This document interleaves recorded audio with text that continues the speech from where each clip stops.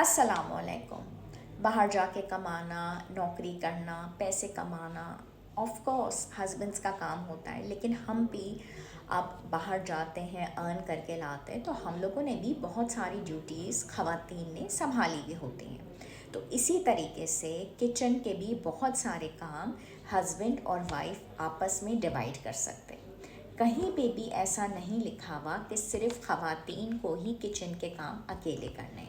तो आप अपने हस्बैंड्स के साथ मिलके किचन के काम भी किया करें।